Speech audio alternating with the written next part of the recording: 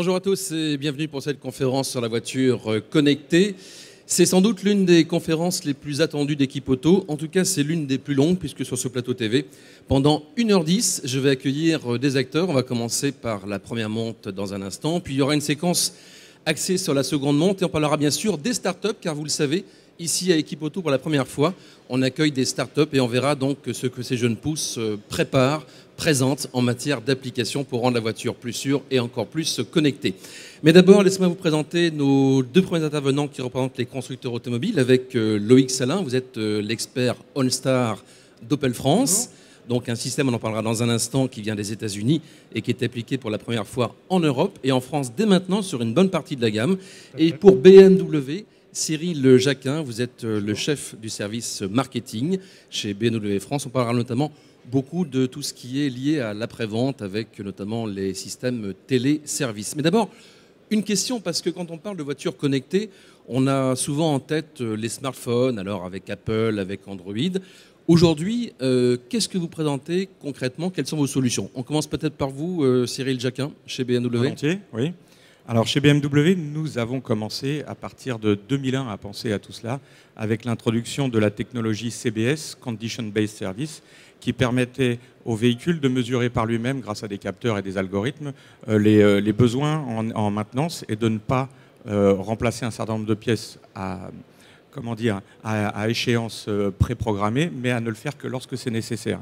Et puis sur la base de cette technologie, en 2007, nous avons lancé les téléservices, où là, cette technologie CBS permet de transmettre toutes les informations concernant les échéances de maintenance dues sur le véhicule directement au concessionnaire ou au réparateur agréé BMW. Alors on sait que BMW est un pionnier en matière de connectivité, Connected Drive. En tout cas pour les smartphones, pour revenir à ma question d'origine, vous offrez donc CarPlay et bien sûr Android, enfin, les deux standards seront proposés. Oui, le véhicule connecté a commencé en 2008 chez BMW avec un certain nombre de fonctionnalités et de technologies qui sont également donc, compatibles Android et iPhone. Même question pour vous, Loïc Salin, l'intégration du smartphone chez Opel, ça se passe comment? Eh bien, ça commence, puisque avec le lancement de la nouvelle Astra qui sort officiellement le fin de semaine prochaine, toute la gamme Astra sera disponible avec un système d'infotainment qui permet de connecter les smartphones, qu'ils soient Android ou Apple, en série sur toute la gamme. Le nom, c'est IntelliLink. IntelliLink R4.0 exactement, qui est une évolution de l'IntelliLink qu'on connaissait déjà sur les Corsa et les Adam. J'avais oublié le 4.0, veuillez m'excuser. Alors, plus sérieusement, il y a donc les smartphones, ça c'est une première chose, effectivement, pouvoir retrouver son univers, ses photos, sa musique, mais il y a aussi ce qu'on appelle les services connectés, et de ce côté-là, chez BMW, donc il y a tout un univers que vous proposez à la clientèle. Oui, effectivement. Donc 2008 a été l'année du lancement du Connected Drive chez nous. Le Connected Drive correspond à un certain nombre de services connectés qui sont basés sur une carte SIM qui est prémontée dans le véhicule. Ça regroupe l'information trafic en temps réel, Google Send to Car, un accès à un portail internet dédié qu'on appelle BMW Online avec un certain nombre d'informations comme les news, la météo. On a bien sûr également le service concierge totalement dédié BMW. Et puis, comme vous le disiez en introduction, la partie téléservice qui est le pilier après-vente de cette technologie. Alors chez Opel, ce qui est tout nouveau, c'est donc le lancement d'OnStar. Donc vous proposez vous aussi des services connectés. Et donc vous avez fait appel en fait à votre actionnaire General Motors pour proposer tout ça. Exactement. Donc OnStar, c'est très nouveau en Europe puisque ça arrive également avec la nouvelle Astra et sur le reste de la gamme là, en cette rentrée. Par contre, aux États-Unis, ça existe depuis pratiquement 20 ans, puisque dès 1996, exactement. La première année. Oui. Alors, on va l'expliquer dans un instant. Je vous propose d'abord de voir une première vidéo. Qu'est-ce que OnStar? On regarde ça en images.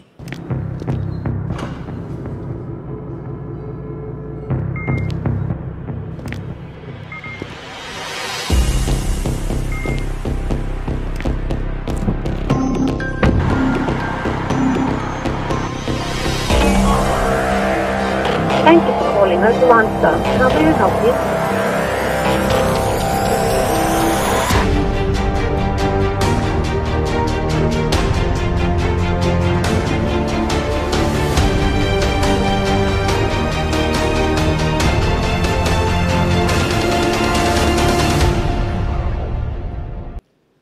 si j'ai bien compris, la NSA sait où on se trouve et donc dès que si on a un problème, ils viennent à la rescousse. Enfin, c'est pas tout à fait ça, mais presque.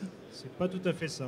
En revanche, les conseillers OnStar qui sont dans le centre d'appel peuvent, si on les contacte, savoir où on est, envoyer éventuellement des secours ou répondre à beaucoup de demandes comme un téléchargement de destination, intervenir en cas de vol de véhicule, et fournir des informations sur le diagnostic de la voiture en Et permanence. donc aussi l'appel d'urgence, parce que c'est quelque chose qui va devenir obligatoire en Europe et ça fait partie du package. Tout à fait. C'est une anticipation en fait de l'appel d'urgence qui sera obligatoire en 2018.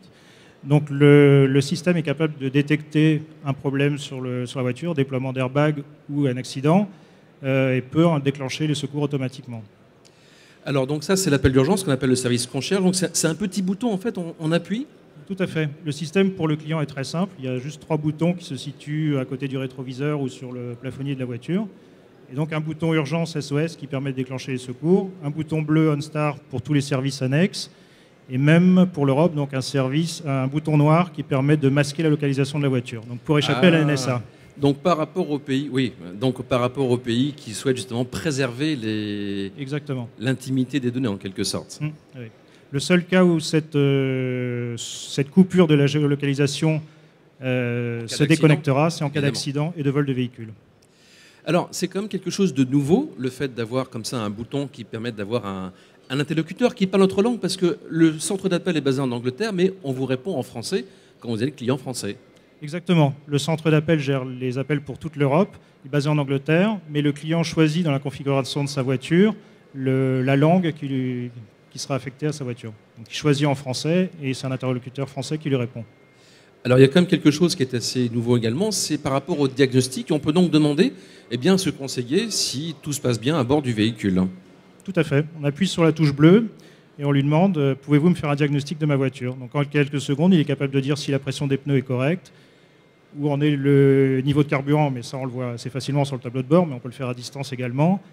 Il peut faire un diagnostic sur les systèmes de freinage, de moteur, d'émission et tout le système électronique de la voiture. Et on a aussi donc un résumé qui nous parvient tous les mois, une sorte de bulletin de santé de la voiture. Exactement. Le client, par son portail OnStar et son portail MyOpel, qui réunit tous les services de la marque, peut recevoir tous les mois un email qui lui donnera le détail de ce qui se passe sur sa voiture. Et éventuellement les soucis ou les petites choses qui pourraient nécessiter une intervention en concession. Alors, question, comment avez-vous préparé votre réseau en après-vente? Parce que pour eux, c'est quand même quelque chose de nouveau. Alors effectivement, pour le réseau, c'est extrêmement nouveau aussi, puisqu'ils vont avoir un portail spécifique qui leur permettra de suivre les véhicules et pourront voir en temps réel les véhicules qui ont des alertes et intervenir ou faire de la prévention en contactant les clients qui pourraient avoir un entretien ou des opérations à effectuer sur leur voiture. Alors, puisqu'on parle justement d'après-vente, je propose de découvrir ce que propose BMW. Là aussi, on a une petite vidéo pour découvrir ce que sont les services téléservices.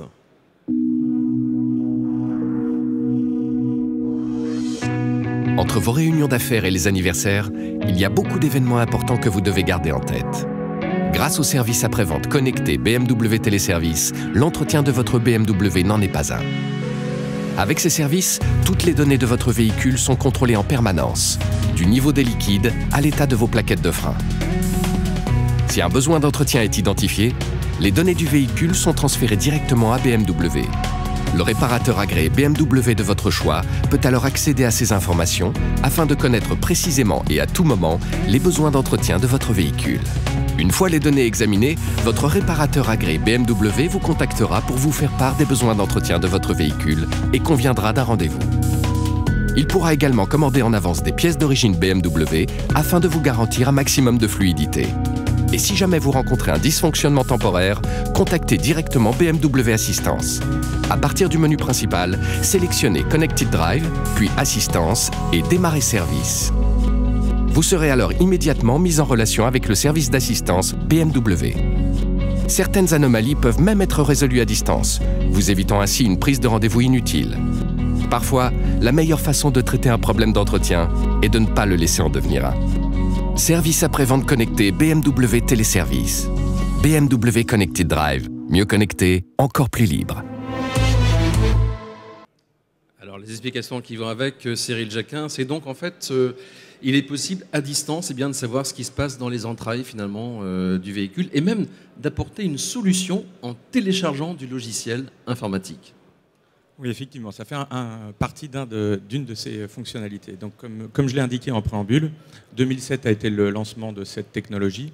Elle était au départ basée sur la carte SIM du smartphone connecté en Bluetooth au véhicule. Et puis 2008, avec l'introduction des Connected Drive, on a la possibilité donc de faire passer toutes ces informations via la carte SIM du véhicule lui-même. Les téléservices comportent un certain nombre de fonctionnalités. La première, c'est l'appel automatique intelligent. C'est-à-dire que lorsque le véhicule approche une échéance de maintenance, un remplacement de plaquettes de frein, une vidange moteur. C'est la voiture qui nous dit en fait il faut faire telle opération. Voilà, donc la voiture va l'indiquer au conducteur dans le combiné d'instruments et en parallèle, l'information va être envoyée au réparateur agréé ou concessionnaire relié à ce même véhicule. Ce qui veut dire qu'il a donc le temps de commander la pièce et de s'assurer que quand le client va venir, il pourra lui apporter des nouvelles plaquettes, par exemple. C'est tout l'intérêt, c'est de savoir exactement quels sont les besoins du véhicule et de ne pas attendre que le véhicule soit arrivé en concession pour se demander quelle pièce on doit commander. L'important aussi, c'est de connaître les besoins pour tous les autres composants et de pouvoir également proposer aux conducteurs de remplacer les plaquettes arrière en plus, même s'ils sont à faire dans 2500 km, ou bien de laisser le choix aux conducteurs de revenir 3 semaines après, par exemple. Alors même la batterie maintenant, la batterie de service, j'entends, pas seulement les véhicules électrifiés, est placée sous surveillance. Effectivement, c'est ce qu'on appelle le battery guard. Si je gare mon véhicule avec les feux de position laissés allumés par exemple pour pouvoir la repérer, si la batterie arrive à un certain niveau de charge qui risquerait de compromettre un redémarrage moteur, l'information va être envoyée sur le smartphone du client pour qu'il puisse venir intervenir et résoudre le problème. Alors je me souviens la première fois qu'on s'est rencontrés, parce que ça fait donc quelques années, comme vous le disiez, que les téléservices existent. Vous m'avez parlé d'un exemple concret où une personne avait un cabriolet. Il y avait un problème parce qu'il ne pouvait plus fermer la capote. Et donc, à distance, vous avez envoyé du logiciel pour réparer, en quelque sorte, le système déficient. Effectivement, donc ça commence par le télédiagnostic. Donc toutes les informations concernant le diagnostic du véhicule sont envoyées à notre partenaire d'assistance, à BMW Assistance. Et puis déjà là, on a accès à toutes les informations sur tous les boîtiers électroniques, comme on pourrait y avoir accès en faisant un diagnostic avec le système de diagnostic en concession à l'atelier. Et puis, si on identifie que le problème peut être résolu à distance, on va envoyer un signal, par exemple, de reset, de reboot d'un boîtier électronique, ou bien un effacement de mémoire de dérangement pour résoudre le problème. Et effectivement, ça fait partie des cas de figure qu'on a pu résoudre de cette façon. Alors, ça veut dire concrètement que la voiture, aujourd'hui, devient une espèce d'ordinateur ou de smartphone sur 4 roues ? Effectivement, ça fait partie des services qu'on peut apporter en plus à nos clients. C'est des services de sérénité, de confort. Plus besoin de s'inquiéter, de dépasser éventuellement une échéance de maintenance et d'éventuellement endommager le véhicule. C'est vraiment une sérénité totale. On s'occupe de tout. Le conducteur n'a qu'à profiter de son véhicule. Alors Loïc Salin, bien sûr, l'arrivée d'OnStar en Europe, c'est aussi l'occasion pour les concessionnaires, finalement, votre réseau, d'avoir un lien plus étroit avec le client. Tout à fait, puisque le concessionnaire va pouvoir donc suivre le parc de véhicules équipés OnStar. Ce parc qui sera très important, puisqu'on estime que dès l'année prochaine, environ 1 million de véhicules seront équipés OnStar en Europe. D'un coup, comme ça, 1 million. Pas d'un coup, mais avec le parc grossissant, puisque OnStar est installé sur une bonne partie de la gamme Opel en série. Donc toutes les finitions hautes et moyennes sont équipées en série d'OnStar. Donc tous ces véhicules remonteront des informations régulièrement au concessionnaire. À lui, après, de bien les exploiter, de les utiliser et de savoir contacter les clients quand il le faut. Alors, une question qui s'adresse à vous deux, parce que quand on parle de mise à jour, moi j'ai toujours à l'esprit Tesla, qui est quand même un constructeur assez innovant. Et justement, Tesla vient de publier une nouvelle mise à jour. Vous savez que c'est un petit peu comme un smartphone, tous les 3-4 mois, on propose une mise à jour. Et justement, donc, il propose actuellement des fonctions pour transformer le véhicule presque en véhicule autonome. Est-ce que c'est ça l'avenir finalement, d'avoir des mises à jour logicielles tous les 3-4 mois, comme on l'aurait sur un smartphone iPhone ou Android finalement ? Alors c'est déjà le cas chez nous. Les cartes de GPS. Pour les cartes, le GPS, effectivement, mais aussi, vous avez un véhicule qui a 2-3 ans, vous faites acquisition d'un nouveau smartphone. Cette technologie où les drivers de ce smartphone n'étaient pas connus à l'époque de la production de votre véhicule. On a à peu près 2 ou 3 mises à jour par an proposées pour nos véhicules pour pouvoir être compatibles avec les derniers smartphones, lecteurs multimédia qui peuvent apparaître sur le marché. Même tendance à terme chez vous, chez Opel, le XL1? Pas encore pour l'instant. Donc pour l'instant, OnStar ne fait pas ce genre de remontée d'informations, enfin de mise à jour. Par contre, ce qui va arriver, c'est donc que la connectivité Wi-Fi, finalement, ça sera un petit peu comme à la maison, on pourra connecter des objets dans le véhicule à terme. À terme, on pourra le faire, oui. Pour l'instant, le OnStar est lancé sans Wi-Fi, mais à terme, on pourra avoir un accès Wi-Fi à bord du véhicule. Alors, une question également qui me traverse l'esprit, parce qu'on a beaucoup parlé cet été de piratage informatique. Alors, on sait qu'il y a des hackers plus ou moins professionnels qui ont montré ce qu'ils étaient capables de faire. Dès lors que le véhicule est connecté, bien sûr, il y a le risque qu'il soit piraté. Quelles sont les protections qui ont été mises en place chez BMW, par exemple? Bon, bien sûr, dans nos sociétés, la protection informatique, d'abord pour nos sociétés, est très très importante et un très gros enjeu. Et pour nos véhicules aussi, bien sûr, il faut que nos conducteurs, nos clients soient rassurés au volant de ces véhicules. Alors, par exemple, si on parle de géolocalisation, chez nous, la position du véhicule n'est jamais transmise sans que le client en soit informé. C'est lui qui déclenche ce type de transmission d'informations. Et puis, lorsqu'on parle d'intervenir dans le véhicule pour envoyer des messages et les réparer, ça se fait lors d'une connexion bidirectionnelle et pendant une conversation en direct avec le conducteur. Donc ici, on n'intervient pas sans que le conducteur soit informé. Et bien sûr, tout passe par des serveurs sécurisés, ce qui permet d'éviter toute attaque extérieure. Cela dit, et vous l'avez reconnu d'ailleurs à l'époque, sur les applications de contrôle à distance, parce qu'avec un smartphone, on peut donc à distance ouvrir, fermer les portes, déclencher le klaxon, les phares. C'est vrai que du coup, le risque de faille était assez important. Ça a été corrigé d'ailleurs à l'époque. Absolument. C'est l'ADAC, l'Automobile Club allemand, qui avait fait des tests, mais avec des technologies très particulières, en simulant des antennes relais téléphoniques. C'est bien ce que j'ai dit. On parlait de hackers quand même déjà qui ont un certain niveau. Et on avait été alerté par l'ADAC sur une petite faille qui a été corrigée aussitôt et sur toute la gamme équipée de ces services. Alors chez Opel, comment voit-on ces problèmes de sécurité informatique? Alors chez Opel, déjà, on bénéficie de l'expérience de GM sur le domaine depuis pratiquement 20 ans, donc depuis 1996. Et qui a un parc très important de véhicules équipés. De 7 millions de clients équipés aux États-Unis, au Canada, au Mexique et en Chine pour l'instant. Et sur ce parc, on n'a pas de soucis. Quand les clients demandent effectivement des opérations à distance comme le déverrouillage des portières ou des opérations qui agissent directement sur la voiture, ça se fait à partir d'une application et avec un code confidentiel connu par le client. On ne peut pas le faire sans le code. Alors si je vous pose la question, comment voyez-vous un petit peu l'avenir de la voiture connectée? Mettons, horizon 5 ans, toujours plus de services par rapport au client final? Oui, bien sûr, c'est ce qui permet aussi d'apporter de la valeur ajoutée. On a maintenant tous de très beaux véhicules avec un certain nombre de fonctionnalités de confort. Et puis pour les deux constructeurs d'ailleurs. Oui, et bien entendu. Et bien sûr, de pouvoir apporter des nouveaux services comme ceux-ci peuvent nous permettre de nous démarquer et d'apporter, encore une fois, je le disais, du confort, de la sérénité, des services complémentaires.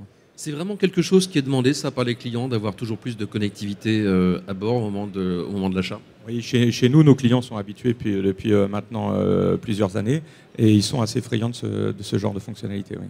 Alors chez Opel, on sait que l'un des facteurs différenciants, c'est le design. C'est le cas par exemple pour la nouvelle Astra. Mais est-ce que c'est vrai que là aussi, les clients, la connectivité, c'est une exigence à satisfaire de plus en plus? Je pense que c'est une exigence. Certains clients ne le savent peut-être pas encore, mais ils utilisent leur smartphone tous les jours, ils ont leurs applications, ils y sont habitués. Donc ça nous semblait assez naturel qu'ils retrouvent la même chose dans leur voiture, en pouvant connecter leur téléphone et retrouver tout leur environnement smartphone dans la voiture. Et de retrouver. Vous ne savez peut-être pas que finalement, dans la voiture, c'était possible aussi d'avoir du service? Oui. Ils retrouvent un niveau de service très important dans la voiture. Et notamment avec OnStar, qui est vraiment un assistant. En appuyant sur le bouton, ils retrouvent une personne réelle, physique, qui répond à une bonne partie de leurs demandes. Et au moment où on se parle, là, aujourd'hui, ça fonctionne déjà? Ah oui, tout à fait. Oui, on est venu tout à l'heure avec un Moka équipé OnStar et on a appuyé sur le bouton, on leur a demandé on veut aller au salon à Villepinte, ils nous ont rentré l'adresse et on est arrivé comme ça ici. Et donc ça marche. Je constate que vous êtes bien arrivé, donc c'est plutôt une bonne nouvelle. Merci messieurs, voilà pour cette première partie consacrée à la première monte. Le temps d'un générique, on se retrouve pour la suite. Merci.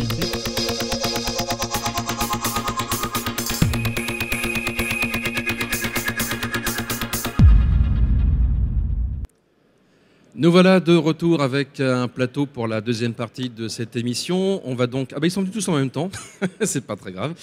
On va parler donc de la seconde monte avec Actia, Heliocity et Feu Vert, ou plus exactement Jean-Philippe Henaf qui représente ici le CNPA. Donc le CNPA qui finalement aujourd'hui a des choses à dire. On en parlera tout à l'heure donc sur la voiture connectée. Donc Heliocity, pour ceux qui ne connaissent pas, ça fait partie de... Oui, pardon.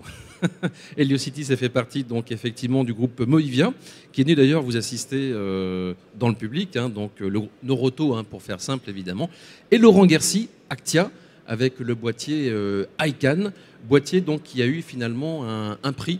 On en reparlera tout à l'heure.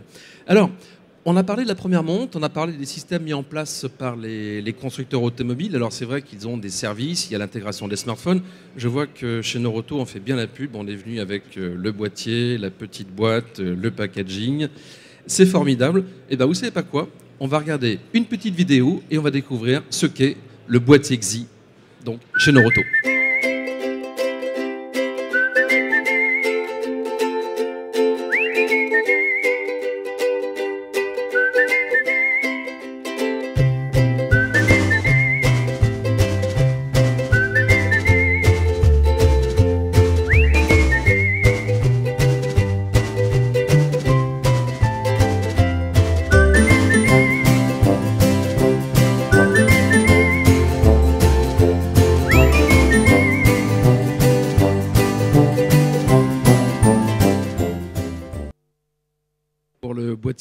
XI qu'on peut voir chez Noroto.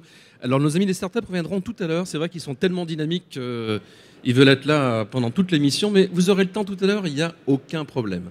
Alors Yvan Gravier, peut-être d'abord quelques mots sur l'actionnariat, une précision à apporter. Oui, tout à fait. Donc l'actionnariat d'Heliocity, qui est la société qui a créé, conçu XI, est un accélérateur qui s'appelle VIA-ID, donc qui comporte 8 sociétés dans le domaine de la mobilité. Vous rappelez ça un fonds d'investissement VIA-ID? C'est plus qu'un fonds d'investissement, c'est un ensemble de moyens mis à disposition. Accélérateur d'innovation, vous l'avez dit. Exactement, voilà. Et qui effectivement est financé par le groupe Movivia.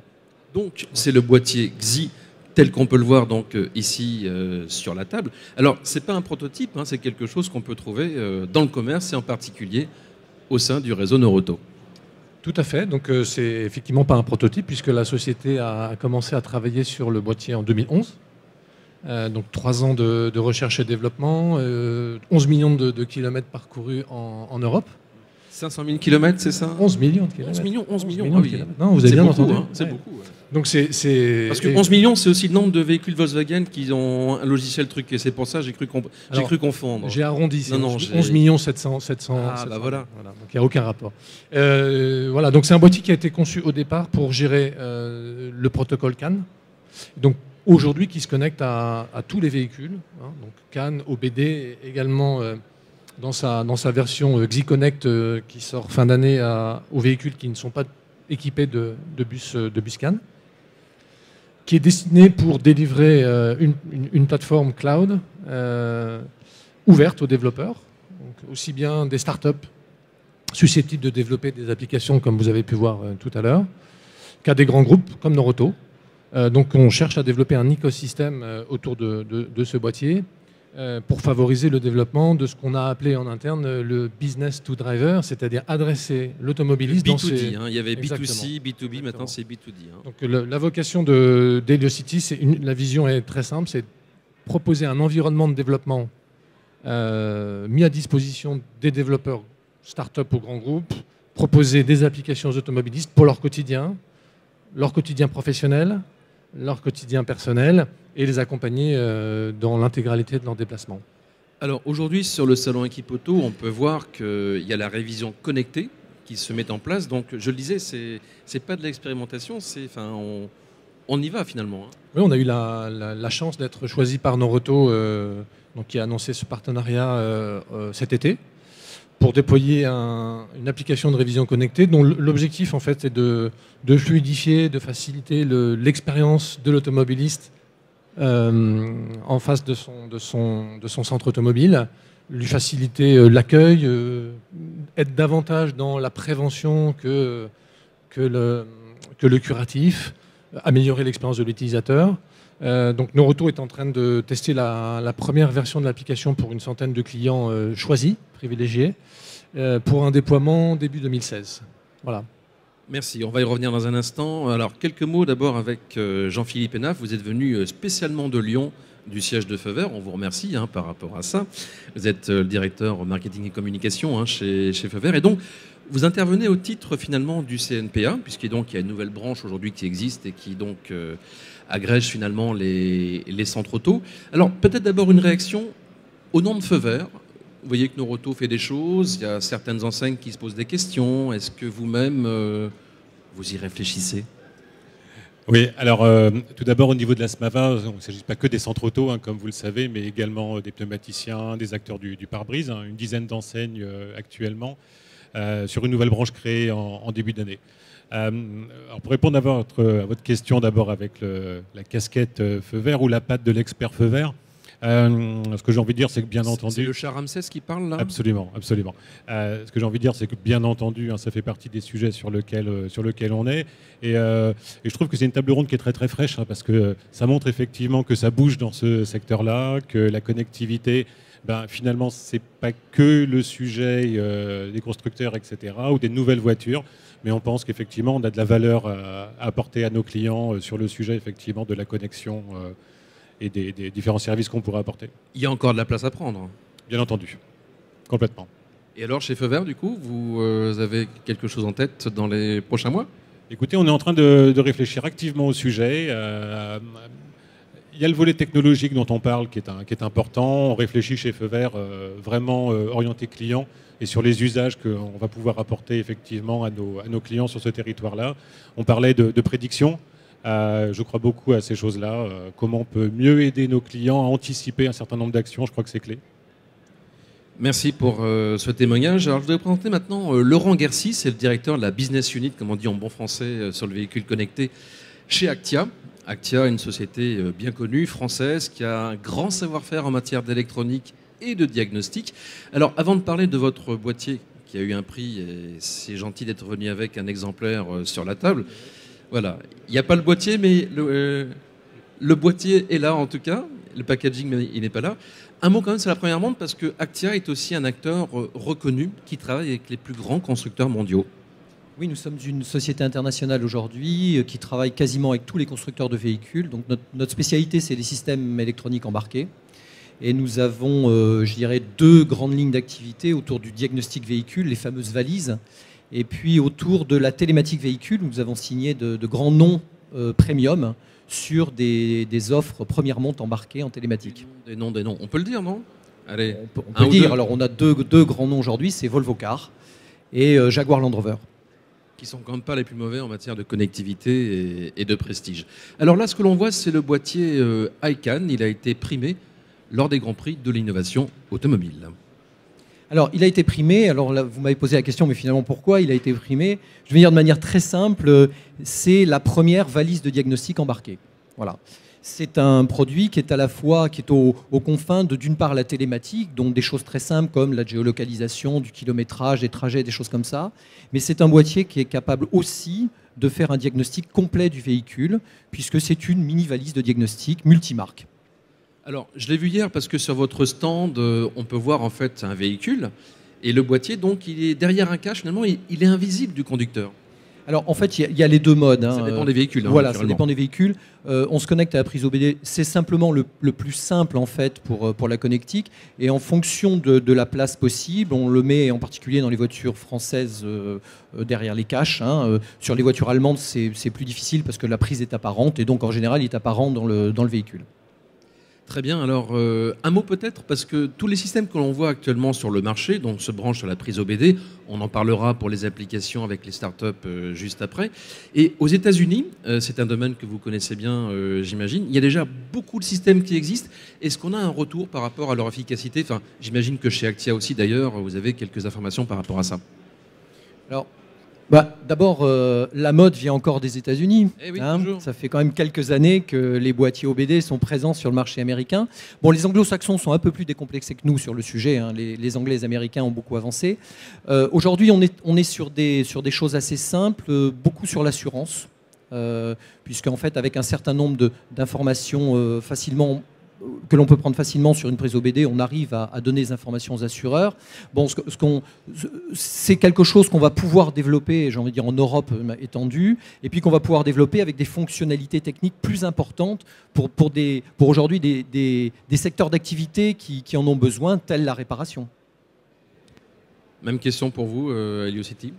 Oui, je dirais que le marché américain s'est développé peut-être plus rapidement pour d'abord une homogénéité du protocole OBD qu'on n'a pas en Europe, qui est plus complexe à gérer. Je ne vais pas rentrer dans les détails techniques, donc un petit peu plus complexe. Et puis par ce modèle de l'assurance Pay as you drive qui s'est développé et qui a tiré le marché.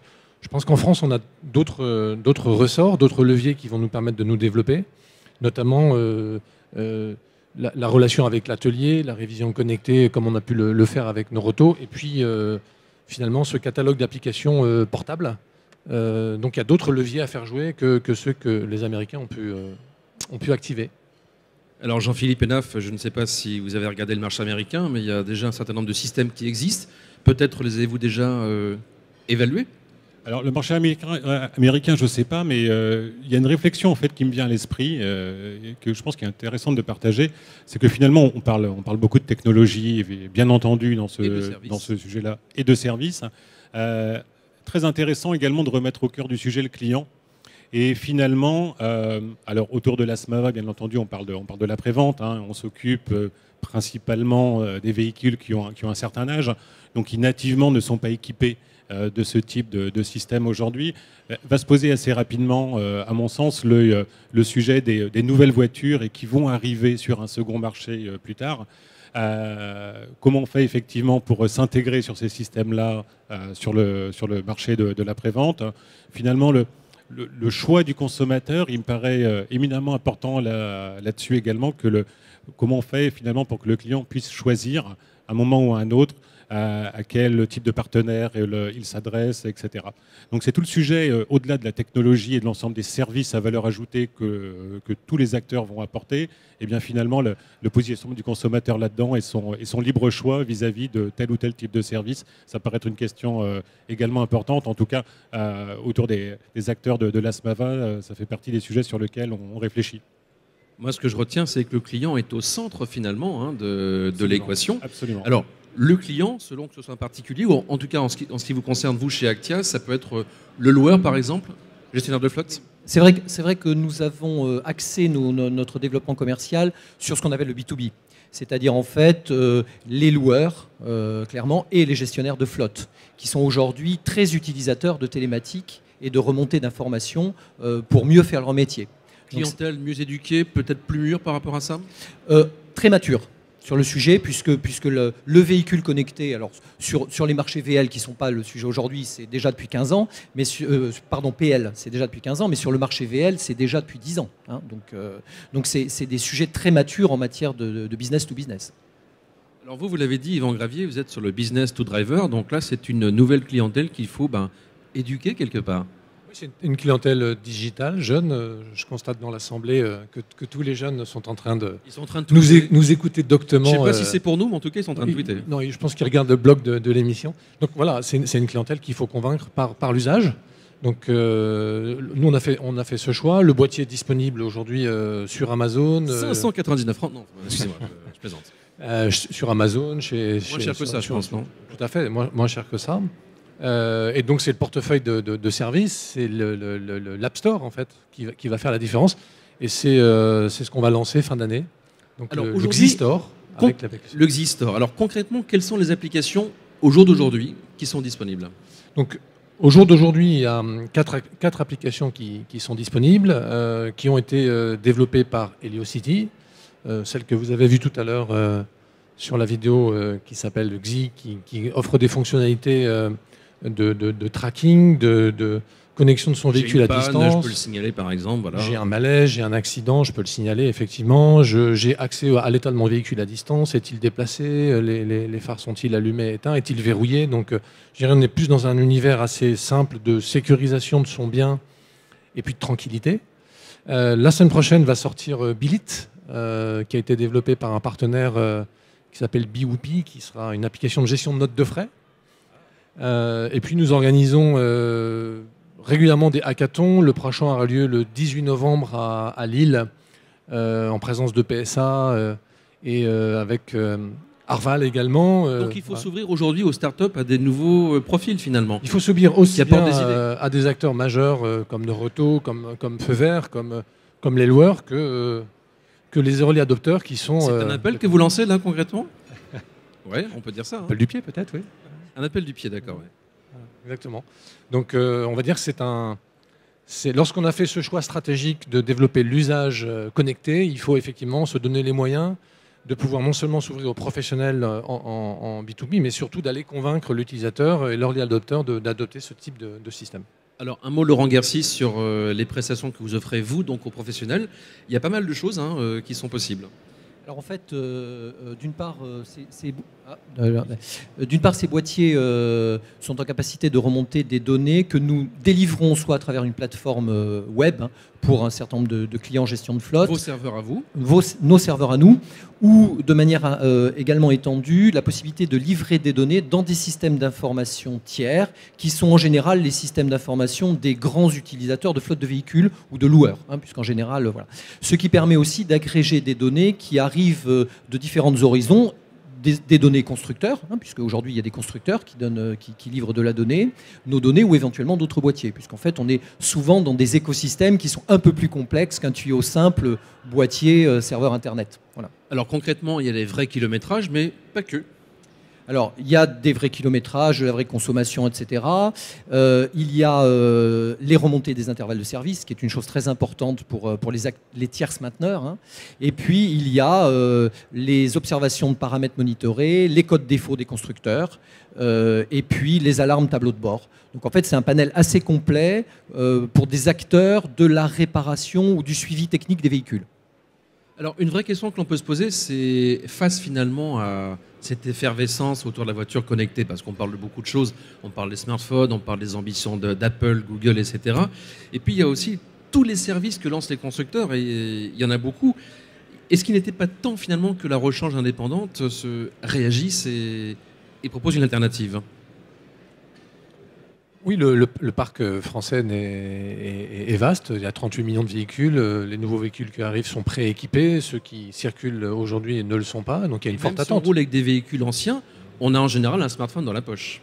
On a un smartphone dans la poche. Donc on a justement pensé à tous ces propriétaires de véhicules anciens qui ne connaissent pas ni le CAN ni l'OBD et sur lequel la prochaine version du boîtier Xi Connect se connectera à la batterie pour remonter des informations notamment sur le niveau de charge, la position géographique, l'accélération, qui délivreront un certain niveau de service. Donc il faut effectivement considérer que le parc installé aujourd'hui est encore à conquérir.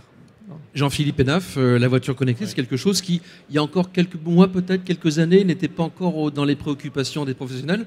Aujourd'hui, c'est inéluctable, incontournable. Ah oui, à notre sens, c'est effectivement totalement incontournable. On parlait d'usage, on voit effectivement tout ce qui se passe avec les smartphones, les applications, etc., etc. On est vraiment dans un écosystème global et, à mon sens, qui va aller au-delà de la voiture en elle-même. On va sans doute parler d'écosystème plus global de mobilité au sens large. On voit ce qui se passe effectivement avec les phénomènes d'autopartage, etc., etc. Clairement, il y a des enjeux majeurs là-dessus pour l'ensemble de nos clients. Le numérique permet de mieux réfléchir à la façon de se déplacer aujourd'hui. Je pense que oui, très sincèrement, que ça contribue à.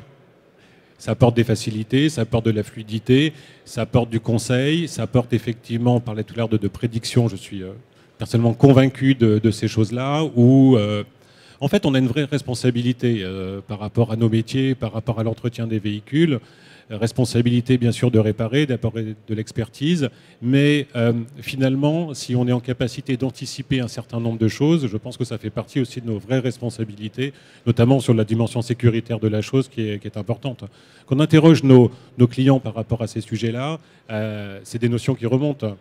Comment, effectivement, je peux faire des économies, bien entendu, on est tous là pour faire des économies, mais aussi comment vous pouvez m'aider finalement à avoir c'est un le niveau... Ramsès qui parle. Hein, Non, c'est un petit peu global parce que, en toute transparence, ça fait partie des sujets sur lesquels on échange avec nos confrères au niveau de la SMAVA. Et on a vraiment ces remontées-là. Le côté bon plan, entre guillemets, ça c'est clair, mais aussi le côté responsabilité globale de nos interventions et comment est-ce qu'on peut être encore plus proactif par rapport à ça. En parlant de sécurité, Laurent Guercy, quelque chose que m'avait dit hier, c'est que votre boîtier, iCan, il a des composants à l'intérieur qui le rendent bien protégé par rapport à des attaques, on va dire, de gens malveillants. Voilà, sécurité, moi je dirais deux choses. Sécurité, sûreté. Alors, sûreté d'abord, c'est quand on met un objet tiers dans un véhicule, dans une électronique véhicule, il y a un certain nombre de bonnes pratiques. Qui sont les pratiques de la première monte. Et la sûreté de fonctionnement, c'est quelque chose qu'il ne faut pas prendre à la légère quand on monte un équipement. Voilà. Et les constructeurs, et je les suis complètement sur ce terrain-là, sont absolument vigilants sur le fait qu'on ne puisse pas faire n'importe quoi sur une électronique véhicule. Ça, c'est sur la sûreté. Sur la sécurité, bon, il y a eu quelques expériences malheureuses cet été. Bon, nous, ce que nous avions choisi il y a déjà 1 an et demi, quand on a démarré le projet, c'était de mettre des composants de sécurité militaire en fait, sur le produit, de telle manière à protéger effectivement le hacking à l'extérieur. Côté sécurité, chez Heliocity, on y réfléchit aussi? Oui, tout à fait. C'est pas parce qu'on s'adresse au grand public avec un catalogue d'applications ouvert que... Ça ne veut pas dire moins de sécurité, naturellement. Ça veut dire tout autant de sécurité. Donc, sur les 3 années de recherche et développement qui ont permis de concevoir le boîtier, il y a une grande partie qui a été dédiée à ce type de problématique. Donc, le cryptage des données, aussi bien à l'intérieur du boîtier que lorsqu'elle remonte sur la plateforme, de l'anti-intrusion, et également, bien entendu, au-delà de la sécurité, de la certification automobile du TAC, R10, qui nous permet d'être compatible à l'environnement électromagnétique automobile, la sécurité sur toute la chaîne, et c'est le fait d'avoir bien travaillé sur cette problématique qui nous permet d'être zen et serein et de proposer des services décomplexés aux automobilistes. Voilà, donc, ouais, tout à fait. Je vais me permettre de rajouter un élément, on parle de sécurité. Sécurité, à notre sens, ça ne veut pas dire fermeture également. Ça, c'est une notion qui est également extrêmement importante. Accès à l'information technique, bien sûr. Accès à l'information. Droit de réparer. Droit de réparer, accès à l'information, et tout ça, bien sûr, au filtre du choix du consommateur. On est là pour ça, donc on est là pour les servir. Donc on a des vrais enjeux, effectivement, au-delà de toutes ces notions de sécurité, d'anti-intrusion, qui sont bien entendu fondamentaux, ne serait-ce que pour gagner la confiance. Mais sur le secteur, effectivement, de l'après-vente, il y a des vrais sujets également d'accessibilité à ces informations qui sont clés. Merci, voilà pour cette séquence dédiée à la seconde montre. Le temps d'un générique, on se retrouve pour parler avec les startups.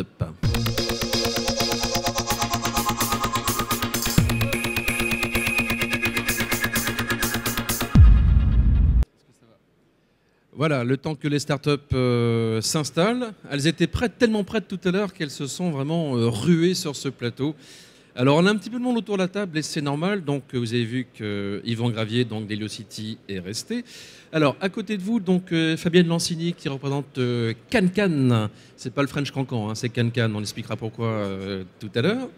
Philippe Chassani, fondateur de Oucar. On parlera de votre application dans un instant. De l'autre côté de la table, un vieil ami qui vient à chaque conférence d'équipe auto très souvent, Michel Griang, le fondateur de révisersavoiture.com, avec Michelin comme actionnaire, et on parlera de carnet de bord numérique. Et surtout, donc, Michel a un œil aiguisé sur tout ce qui se passe en matière d'application par rapport au diagnostic, la big data, on en parlera. À côté de vous, un petit jeune, Philippe Orvin, Nomadic Solutions. Alors, c'est pas tout à fait une start-up, hein, vous l'avez deviné. Néanmoins, il a l'esprit très geek et il est sympathique par ailleurs, donc on l'a demandé de venir. Il parlera des co-conduites dans un instant. Et pour Eliscar, Monsieur Birbas, donc vous êtes le cofondateur, vous travaillez avec votre fils hein, sur cette compagnie. On en parlera dans un instant. Alors, un mot avec vous, si vous permettez, d'abord les dames, évidemment. Fabienne, vous étiez au congrès ITS de Bordeaux. On s'y est vu donc Exact. La semaine dernière, c'était un événement très important et en première mondiale, planétaire, intersidérale. C'est exactement Vous avez ça. présenté CanCan. Alors CanCan, c'est quoi? Alors CanCan, c'est une jeune société. Nous existons depuis un petit peu plus d'1 an. Nous nous positionnons sur les solutions de mobilité. J'ai envie de dire mobilité avec un S, puisqu'aujourd'hui, il y a quand même plusieurs sujets dans ce domaine-là. Et on se destine à apporter ces solutions, que ce soit à des organisations privées ou à des organismes publics. Et lors d'ITS, donc nous sommes sortis du bois, on va dire, et nous avons présenté une application smartphone qui a été développée avec 2 leitmotivs majeurs. Le premier, c'est d'offrir des services connectés à des conducteurs de véhicules qui ne sont pas de dernière génération. On a entendu tout à l'heure et on a vu des beaux services sur des grands écrans. Donc nous, C'est joli aussi, hein? On a comme rêve de pouvoir proposer ça à un propriétaire de véhicules de moins de 10 ans. Sur une Fuego, ça ne marcherait pas, mais sur une vieille Clio, qui sait? Exact. Donc ça sur l'écran du smartphone, mais on ne s'arrête pas là, puisqu'on s'est dit le smartphone et voiture, c'est pas fait pour vivre ensemble à la base. Et pourtant, je pense qu'il y a un certain nombre de personnes ici qui continuent à regarder leur smartphone, voire à le toucher en conduisant. Donc on a développé... C'est pas bien, C'est il pas faut bien, le hein. dire, c'est pas bien. Et c'est pour ça que notre application fonctionne entièrement en vocal. On ne la touche pas, on ne la regarde pas, voire même elle disparaît derrière la navigation qui est affichée sur le téléphone. Donc de manière à offrir une solution vraiment de sécurité en conduisant. Je reste connecté, mais je ne suis plus en danger. Alors c'est une vraie start-up, hein, CanCan? C'est une vraie, voilà. Une vraie de vraie. Une vraie de vraie. Donc on a montré ce démonstrateur à ITS. On a la chance d'être ici aujourd'hui pour continuer à augmenter notre visibilité et pouvoir rentrer dans une phase de finalisation de notre concept et le mettre à disposition et du grand public dès l'année prochaine, mais aussi, pourquoi pas, dans des versions plus professionnelles, puisque je pense que le concept est adaptable avec des services spécifiques aux entreprises. Alors votre voisin donc est un grand copain d'Yvan Gravier, hein. J'ai appris ça lorsque j'ai votre connaissance, grand par la taille, hein. Philippe Chassani, donc fondateur d'Ouka. Vous aussi, vous êtes venu avec votre petit matériel. Oui. Je vois un petit boîtier, allez, expliquez-nous, c'est quoi? Un petit boîtier OBD, voilà, qui est tout petit par rapport à celui de Xi, Oui. qui est un peu plus gros. C'est la boîte qui est grosse, hein, chez Xi, hein, finalement. Voilà, ouais. Parce que vous savez, la boîte est grosse, quand on l'ouvre, on dit ah bah tiens, c'est plus petit finalement. Voilà, bon, c'est plus petit, mais ça résout un petit peu le même sujet, hein. Connecter la voiture, comme madame, pour délivrer un vrai service. Nous, on part du principe qu'on est attaché à cette technologie aujourd'hui parce que ça permet de connecter toutes les voitures d'occasion depuis 2001 ou 2004, ce sont des diesels. Mais l'idée, c'est de résoudre une vraie problématique. Aujourd'hui, un véhicule, ça coûte cher. Ça coûte cher, c'est 12% du budget familial en France. Donc 12%, c'est pas rien. Donc nous, ce qu'on va permettre, c'est qu'on va ramener du service à l'utilisateur, au conducteur, pour lui faire économiser de l'argent sur sa consommation en lui fournissant une note d'éco-conduite qui va lui dire « Ah, tu conduis bien, tu conduis pas bien », sans lui taper sur les doigts, bien sûr. Sans aussi, pendant la conduite, être anxiogène sur le fait « Attention, tu vas mal conduire ». Voilà, on n'est pas dans ce trip-là. On va aussi remonter les codes diagnostiques comme Xi, peut-être mieux ou moins bien, peu importe. En tout cas, on remonte quelque chose, les problèmes de batterie, les problèmes de code défaut, qui permettront à l'utilisateur de s'arrêter dans le bon réparateur, au bon moment. Encore une fois, l'expérience de conduite aujourd'hui qu'on entend une voiture, c'est super passif. Voilà. L'idée, c'est de rendre actif l'utilisateur, de lui donner le service au bon moment, et puis, pourquoi pas, lui faire économiser de l'argent au passage. En allant chez le bon réparateur, il aura un petit discount. On sait que Madame Michu, elle conduit sous la pluie et en montagne. On va pouvoir lui pousser l'information. Prends des pneus neige. Voilà. Des promos sur le fromage de raclette, par exemple, ou non? À la montagne, oui, ça peut se faire. Ouais. Éventuellement. Voilà, ouais. Voilà, c'est l'ambition. On est une jeune start-up. Avril 2015, mais on a 2 ans de R&D. Moi, je suis un serial entrepreneur comme Yvan. C'est le marketing prédictif là qui en fait est sous-jacent. Hein. Tout à fait. C'est du CRM personnalisé, marketing prédictif. C'est de la feed. C'est de la feed pour l'écosystème, les réparateurs, les assureurs. Aujourd'hui, un client est volatile. il faut trouver les moyens pour faire une meilleure acquisition, mais aussi le fidéliser. On est dans cet axe-là. La différence, c'est que ça, c'est gratuit. C'est la grande différence par rapport à peu près tout ce qui se fait. Nous, on veut casser la barrière à l'entrée. Déjà, Madame Michu, elle ne sait pas où la prise diagnostique. Donc on va lui faire monter en fait cet appareil. Si en plus elle doit payer, c'est encore une deuxième barrière. Donc on veut effectivement casser toutes ces barrières pour que... Le modèle économique, alors c'est quoi du coup? Alors le modèle économique, si c'est gratuit, effectivement, le coût doit être absorbé par les couches supérieures. C'est gentil de faire don de votre personne à l'humanité, mais... Oui, alors très bien, je peux financer cette boîte pendant longtemps, je peux en acheter 100 000, mais le but effectivement c'est de gagner de l'argent. Donc il y a un modèle économique, c'est de travailler avec l'écosystème existant. C'est une belle industrie, tout est bien structuré. Je pense que si chacun y trouve son compte, on peut récolter quelques euros dans toute la chaîne de valeur en fait. Je peux vous dire que Michel Griang écoute avec intérêt tout ce que vous dites, parce que lui, son métier, c'est de c'est de faciliter le contact avec les réparateurs, justement. Hein. C'est des promos géolocalisés. Et puis, vous intéressez beaucoup, Michel, à justement toutes ces nouvelles applications. Quel regard vous portez sur ces jeunes pousses qui sont présentes à Equipoto et qui essaient d'apporter quelque chose de plus? Alors, tout d'abord, je suis une jeune pousse, hein, toujours. Hein, ça fait 6 ans, mais un peu moins jeune que les autres. Cheveux blancs, mais c'est toujours une jeune pousse. On est toujours une start-up. Je vais pas me permettre de juger ce qui est devant moi, parce que moi j'en ai rêvé de voir des choses comme ça il y a 5-6 ans, quand j'étais encore tout seul.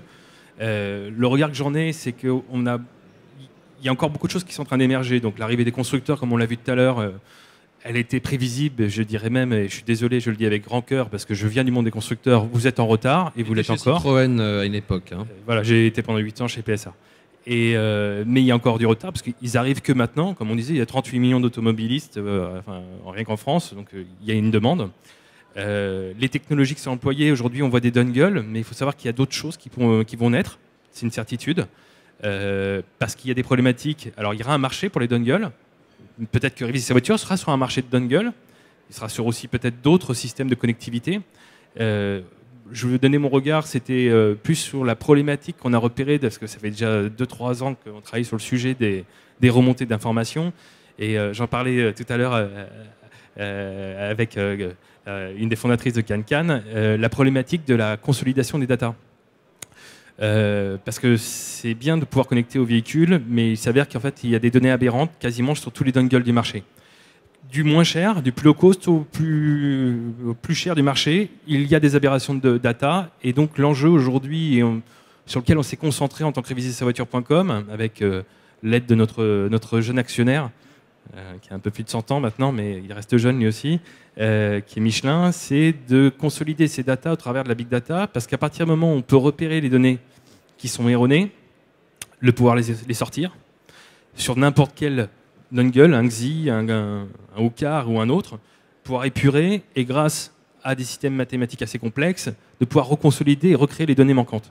Donc c'était plutôt ce travail-là aujourd'hui qui est moins passionnant au niveau grand public, mais qui permettra d'arriver à un certain niveau de granularité demain et de rendre de l'information assez pertinente et consolidée, et dans le but, bien entendu, de servir le consommateur à la fin. C'est-à-dire que cette tour de table, on l'a vu, on est passé du constructeur qui est le plus fermé vers à la fin les startups, on va dire. C'est pas gentil de dire ça, les plus fermés. Ils avaient l'air sympathiques pourtant. Hein. Ils sont sur leur chasse gardée, c'est normal. Enfin, pareil. Hein. Là aujourd'hui, on va vers le côté plutôt, voilà, on finit par les startups où on est là plutôt pour déboulonner qu'autre chose, avec réussite ou non, mais on est là pour faire bouger les lignes, et de pouvoir donner à la fin le service auprès du consommateur final, qui lui doit avoir le choix, de pouvoir, comme c'était dit tout à l'heure. C'est très bien de me dire que j'ai ma révision, mais j'ai envie d'être maître aussi, de savoir si j'y vais chez Feu Vert, Neuroto, ou garage du coin, ou petit garage AD, peu importe. Merci. J'ai le sentiment de revivre Matrix, le film. On parle de la matrice, les données, etc. C'est waouh.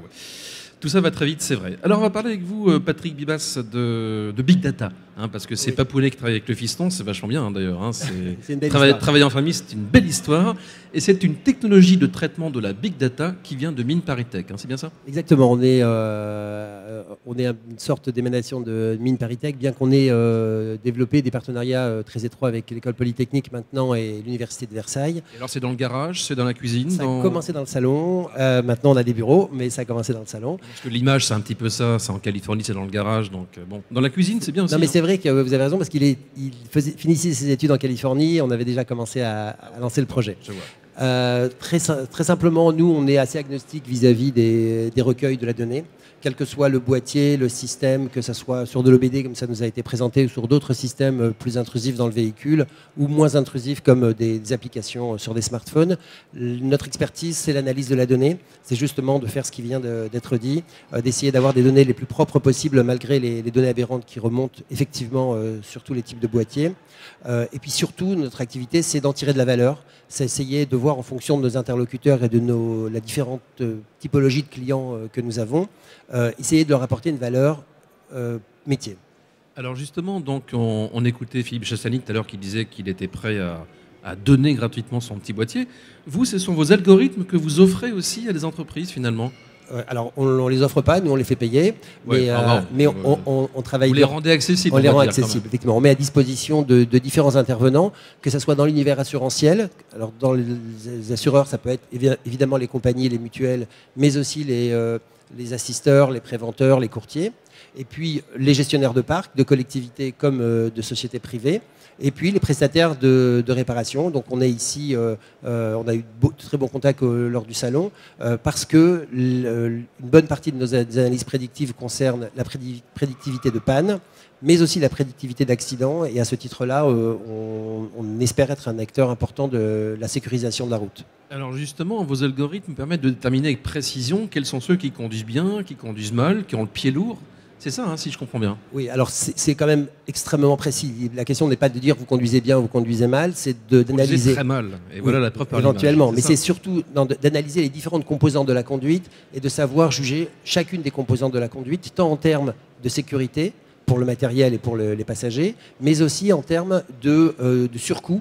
Le même véhicule avec le même trajet, au bout d'une année, peut avoir des coûts très différents dans la même entreprise. Et donc, l'impact du comportement du conducteur est aussi un élément qu'on analyse toujours pareil, de façon extrêmement précise et argumentée. Alors, il y a un élément qui est un petit peu commun finalement à CanCan, ou Car ou Eliscar, hein, c'est l'éco-conduite finalement, c'est cette façon de conduire mieux. C'est un petit peu le fonds de commerce de mon ami Philippe Orvin chez Nomadic Solutions. Ça fait quelques années que vous essayez de fourguer votre EcoGeyser, mais ça marche plutôt bien quand même. Ah, on en a fourgué, comme tu dis, 17 000 licences. C'est honorable. Et c'est un produit, oui, qui... Alors moi, je suis le vieux con de la bande. Je suis dans la géolocalisation. On dit pas ça à la télé, même avec Hippoto. C'est vrai? Ah merde. Et il en rajoute en plus l'animal. Bon, eh ben on va être plus poli la prochaine fois. Donc, j'ai une expérience quand même un petit peu. Je suis dans la géolocalisation depuis 1998 et contrairement à tous mes collègues qui sont autour de la table, je suis absolument pas un fan de l'OBD2 parce que c'est quelque chose qui est ni autorisé ni interdit par les constructeurs. Et comme on est une toute petite entreprise, si y avait un airbag qui se déclenchait à 140 à l'heure et que quelque chose était connecté sur l'OBD2, le constructeur aurait vite fait d'aller voir Nomadic en disant c'est de votre faute. Et comme on ne s'appelle pas Alliance, eh ben, on ne le fait pas. Ou on essaye de le faire le moins possible. Et donc c'est pour ça qu'on a toujours essayé de traiter les données en étant le moins possible intrusif avec le calculateur du véhicule, tout en récupérant des données qui sont assez cohérentes et qui donnent du service aux gens qui les exploitent. Donc d'où la naissance d'EcoGeyser. La meilleure façon de prélever les données CAN, à mon sens, c'est les pinces sans contact qui ont été rachetées par Masternaut, parce que c'est absolument pas intrusif. Et à part ça, je pense que tous les gens qui sont dans le monde de l'OBD2, déjà en Europe, on a des tas de problèmes parce qu'il n'y a pas de standardisation. Et donc, comme ça a été dit, il y a des données aberrantes une fois sur deux. Et puis, en termes de restitution de la consommation sur les moteurs diesel, on est complètement à la rue parce que, sauf peut-être Actia qui connaît vraiment très bien ce marché et qui a vraiment fait des essais parce que c'est des gens qui historiquement sont sur ce créneau. Je pense qu'en termes de restitution des consommations de carburant, qui est une donnée quand même essentielle pour les gestionnaires de flotte, c'est quelque chose qui n'est pas forcément formidable. Donc voilà ma petite diatribe, mais je suis là, j'ai deux casquettes je représente également le groupement d'entreprises ADAS de Moveo, qui est un groupement de 8 ADAS, ce sont les systèmes d'aide à la conduite. Hein, exactement, et donc aide à la conduite. Et donc il y a 8 entreprises qui étaient adhérentes de Moveo, qui se sont groupées et qui peuvent être 8, 10, 11, 12, ça demande qu'à croître, et qui permettent à des PME ou des startups de chasser en meute et puis d'aller voir un constructeur sans complexe ou un équipementier premier rang sans complexe en agrégeant les compétences de chacune de ces PME. Donc on a un petit stand là qui nous a été offert sympathiquement par les organisateurs, qu'on remercie à l'occasion. Et donc on a des projets en cours, et en particulier #MyRouteAssistant, qui est un outil d'aide au respect des formations au risque routier. C'est un outil qui permet de continuer. Mais il parle en plus comme Cécile Duflot, l'animal. Non. Je voulais juste rajouter une petite chose à ce qu'a dit Philippe, c'est qu'effectivement, il y a une société française qui distribue un boîtier qui est clippé sur le Buscan, mais on en développe un en collaboration avec Nobadix. Effectivement, c'est véritablement une solution qui est à la fois extrêmement puissante en termes de variété et de qualité de données, et qui est plus simple à installer que les autres. Alors, Yvan Gravier, on ne vous a pas entendu depuis un petit moment, mais on voit qu'il y a une certaine créativité quand même en France, et pour vous qui regardez un petit peu ce qui se passe également aux États-Unis, finalement, on a des idées, nous aussi. Oui, c'est remarquable. J'imagine qu'on revient l'année prochaine, le plateau sera... Il y aura probablement les mêmes interlocuteurs, mais aussi des nouveaux. Donc, on n'a absolument pas, de ce point de vue-là, à envier les États-Unis. Ils ont simplement un plus gros marché, peut-être un accès à des capitaux plus importants. Mais ici, on a également les mêmes standards à notre disposition, des ingénieurs tout aussi qualifiés, et puis une technologie qui ne demande qu'à être développée. Donc, on n'a pas de complexe à avoir. Je regrette juste de ne pas avoir connu mes deux interlocuteurs avant, parce qu'ils auraient pu faire l'économie de développer un boîtier CAN, puisque j'étais tout à fait d'accord avec... Il y a des librairies également, hein, il n'y a pas que hard. Mais je suis tout à fait d'accord avec ce que disait Philippe Orvin, la notion d'intrusion dans le véhicule est importante, et c'est la raison pour laquelle on a pris le temps et on s'est donné les moyens de à la fois être capable de travailler sur le CAN, avec un système de clip breveté, et sur l'OBD, donc de pouvoir jouer sur les deux, et effectivement de façon non intrusive.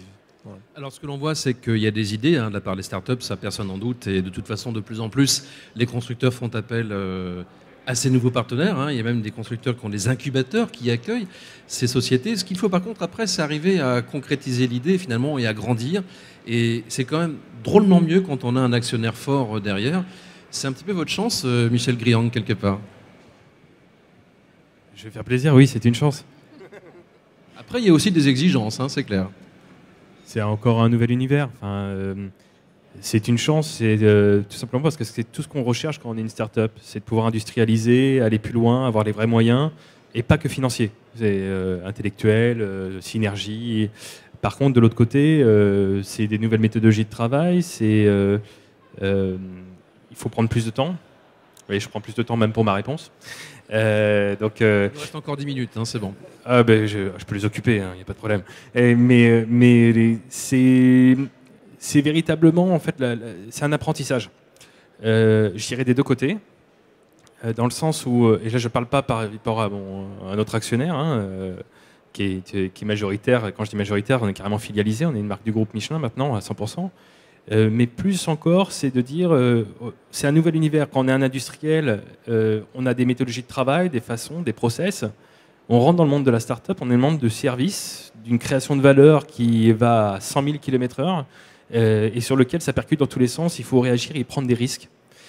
La prise de risque n'est pas quelque chose qui est français et n'est encore moins quelque chose qui est du monde de l'industriel, ce qui est normal, ce qui est logique. Lui, il est sur des process très carrés qui ont fait sa réussite et sa pérennité dans le temps.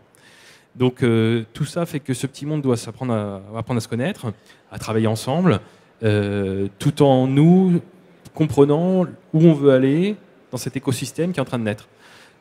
Michelin en est un parmi d'autres, vous prenez un Total, vous prenez d'autres, tous ont ouvert leur système, on va dire pas d'incubateur, mais au moins de leur process de développement à travers des entités extérieures comme des startups, et aujourd'hui se développent sur cette démarche. C'est bien qu'aujourd'hui, effectivement, des gros acteurs s'intéressent à nous et nous aident à accomplir les projets qu'on a pu avoir il y a quelques années. Rapidement, Philippe Arvin-Nomadic, vous n'êtes pas de gros actionnaires comme Michelin, mais par contre, ce qu'il faut, c'est quand même faire rentrer un peu de business chaque mois. Oui, donc nous, on a un fonds de commerce, hein, c'est-à-dire qu'en fait, on développe, je serais tenté de dire, pour s'amuser, parce qu'en fait, on a un modèle de vente de boîtiers de géolocalisation qui est récurrent. C'est des appels entrants. On vend en B2B2B, donc c'est nos clients qui sont nos commerçants. On a très peu de charges de commercialisation. Et donc, on a le CIR, et donc, en partie grâce aux impôts... Crédit d'impôt recherche. Hein. Oui, c'est ça, on a le crédit d'impôt recherche. Et donc, en partie grâce aux impôts, on développe nos petites solutions. Il y en a plein qui marchent, il y en a plein qui ne marchent pas. On a développé un truc qui s'appelle Wikiwalk, qui est un flop commercial retentissant. On a développé un EcoGeyser qui marche très bien. aussi les échecs, hein, parce que ça fait partie de la vie des startups, hein, quelque part. Mais bien sûr, et puis surtout que ça ne nous empêche pas de manger à la fin du mois. C'est ça qui est bien par rapport à une startup. Ça, je l'ai vu, je l'ai vu tout à l'heure. Voilà. J'aimerais savoir maintenant du côté des startups comment elles voient leur avenir. Fabienne, pour CanCan, comment imaginez-vous les prochains mois, prochaines années ? Alors, nous, on est un vrai bébé, hein, on est tout neuf. Et si on est présent ici, c'est parce que la visibilité que l'on a aujourd'hui va nous permettre d'une part à consolider notre projet. Et là, je suis bien entourée parce qu'il y a des fabricants, des fournisseurs de dongles, alors que nous, on n'a pas cette velléité-là. On veut plutôt être compatible avec des solutions existantes. Et puis, peut-être que je vais rencontrer le financeur de nos développements futurs. Pourquoi pas donc là, on rentre dans la phase typique de la start-up où soit on a du client pour qui on va développer notre concept d'une façon personnalisée, ce qui va nous aider à continuer à vivre, ou on rentre dans la démarche de recherche, de financement. Je sens l'appel du pied à peine masqué. Philippe Chassani pour Oucar. Alors oui, c'est pareil, hein. La case financement, ça doit être une case qu'on doit cocher assez rapidement. En France, on est mal structuré pour financer les startups, ça c'est clair. Moi, Ça veut dire qu'on donne beaucoup pour les gros et pas assez pour les petits ? C'est-à-dire que le risque n'existe pas. Un financier en France, il ne prend pas de risque. Donc ce sont des business angels qui prennent le relais. Bon, moi j'ai la chance d'avoir un petit peu roulé ma bosse avant, donc je connais un petit peu de business angel. J'ai eu la chance de faire un exit successful en 2008, donc j'ai autofinancé cette start-up depuis 2 ans.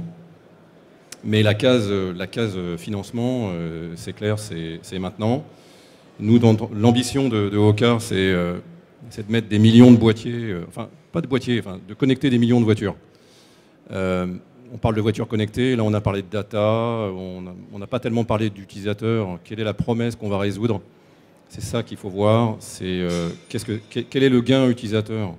Et on parle de marché connecté, il n'y a pas de voitures connectées aujourd'hui. Donc faisons en sorte tous ensemble de les connecter le plus rapidement possible. Et ensuite on discutera, tiens j'utilise ton boîtier, j'utilise celui-ci, EcoGeyser, Xi. Et on va trouver le moyen d'amener de la valeur à l'utilisateur final. C'est ça qu'il faut faire. Et là on trouvera les modèles économiques. Merci. Un mot pour terminer avec petite Patrick différence. Dibas. Ouais, nous on a une expérience très différente. On a eu la chance de gagner beaucoup de concours, des concours internationaux. On a eu beaucoup de subventions de l'État. On est très entouré à la fois par M. Macron et Axel Lemaire. Donc on a des aides de l'État qui sont importantes. Pour ce qui est des levées de fonds, pareil. On a donc bien évidemment, on n'est pas lié à un boîtier comme on l'a dit. Donc nous on respecte absolument toutes les approches, qu'elles soient par OBD ou autres. L'important pour nous, c'est de valoriser cette donnée, comme vous le disiez. Et donc, c'est ça vraiment notre métier et notre cœur. La donnée est clé. Le financement, merci la BPI, merci la French Tech. Je n'ai pas dit ça. Hein. C'est que l'État français aide beaucoup les startups. D'ailleurs, nous-mêmes, on bénéficie d'aide aussi publique. C'est génial. Voilà. Donc maintenant, l'important pour valoriser une donnée, c'est pas simplement d'avoir de la donnée et de la rendre propre. Il faut aller au-delà de ça. Il faut avoir des connaissances métiers. Nous, on a eu la chance d'être contactés par de grands groupes d'assurance depuis plusieurs mois et on a appris à rentrer dans ce métier de l'assurance. Et c'est pas simple. C'est pas simplement avoir de la donnée. Il faut vraiment connaître le métier dont on parle. Un dernier mot pour conclure, Yvan Gravier. Il y a une initiative, Ubimobility Connected Car. Ça permet à des sociétés françaises, la French Touch, de partir à l'assaut des États-Unis. Oui, c'était un concours qui a récompensé 8 startups de la mobilité en général, organisé par la French Tech. On a fait partie. C'est reconduit en 2016 d'ailleurs. C'est reconduit en 2016. On a fait partie de la promotion 2015. Ça nous a permis d'avoir effectivement un retour d'expérience de ce qui se fait aux États-Unis. où là, la principale information, c'est qu'eux préparent déjà la prochaine étape, qui est la voiture autonome. Et donc la question qu'on peut se poser, c'est est-ce que nous, acteurs de la voiture connectée, on sera une transition avant la voiture autonome, ou est-ce que nos technologies, nos usages... Montrez bien votre petit boîtier, monsieur Chassani. Voilà. Il est là, son petit boîtier, au cas. Donc, à nous de faire en sorte que nos technologies ne soient pas uniquement des technologies de transition, mais que nos algorithmes, nos services aux automobilistes restent lorsque la voiture autonome arrivera. Voilà. On pourrait y passer des heures, mais on doit conclure sur cette émission sur la voiture connectée. Merci encore à tous nos intervenants.